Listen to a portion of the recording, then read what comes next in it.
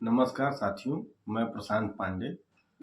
आज कुछ विशेष मुद्दों पर आप सभी से बात करना है। आज मैं अखबार पढ़ा, दैनिक जागरण। इस जागरण का आज का अखबार है कि डिजिटल अरेस्ट कर 3000 करोड़ की वसूली से सुप्रीम कोर्ट हैरान। वर्तमान में जो हमारे देश की स्थिति चल रही है, जिस प्रकार से साइबर ठगों द्वारा हमारी देश की जनता को मूर्ख बनाकर उनसे लाखों लाखों रुपए वसूला जा रहा है, और आज माननीय उच्चतम न्यायालय का जो बयान है कि क्या यह भारत देश में ही 3000 करोड़ रुपए का घोटाला हुआ है, साइबर ठगी हुई है।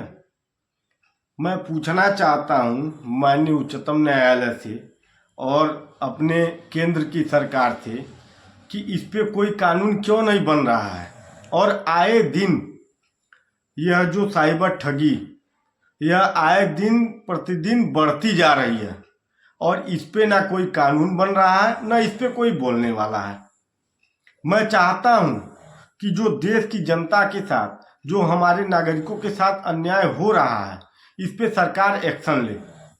और अगर एक्शन नहीं लेगी तो जो जिस प्रकार से डिजिटल अरेस्ट का मामला बढ़ता जा रहा है, यह मामला बेहद गंभीर होता जाएगा।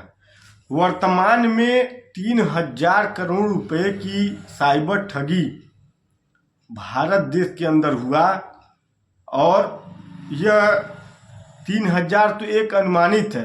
प्रतिदिन अगर देखा जाए तो लाखों लोगों से साइबर ठगी हो रही है, और यह साइबर ठगी का कोई भी इसका उपाय नहीं हो पा रहा है। सरकार कह रही है हम कानून बनाएंगे, अभी तक कोई कानून नहीं बन पा रहा है। यह बेहद गंभीर मामला है। दिन प्रतिदिन हमारे आपके अगल बगल के लोग साइबर ठगी के शिकार हो रहे हैं, और साइबर ठगी के मामले में सरकार कोई कड़ा एक्शन नहीं उठा रही, कोई कड़ा कानून नहीं बना रही है। मैं देश के राष्ट्रपति, भारत के यशस्वी प्रधानमंत्री और चीफ जस्टिस माननीय उच्चतम न्यायालय से अनुरोध करूंगा, प्रार्थना करूंगा कि अगर देश की जनता की भलाई करनी है, देश की जनता के साथ न्याय करना है, तो साइबर ठगी रोकना पड़ेगा। साइबर ठगी के खिलाफ कड़ा कानून बनाना पड़ेगा, और जिसमें भ्रष्टाचार, जिसमें फांसी की सजा जैसा कड़ा कानून बनाना पड़ेगा।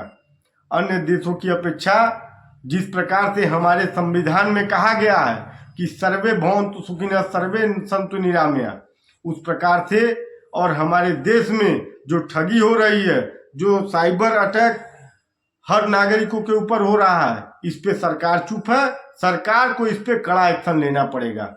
हमारा सरकार से आग्रह है, देश के माननीय उच्चतम न्यायालय से आग्रह है, राष्ट्रपति से आग्रह है, और माननीय प्रधानमंत्री जी से आग्रह है कि इस मामले पे कड़ा कानून बने।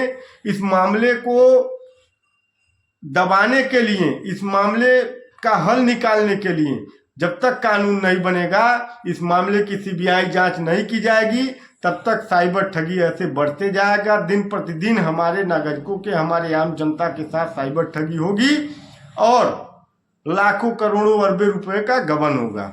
बहुत बहुत धन्यवाद।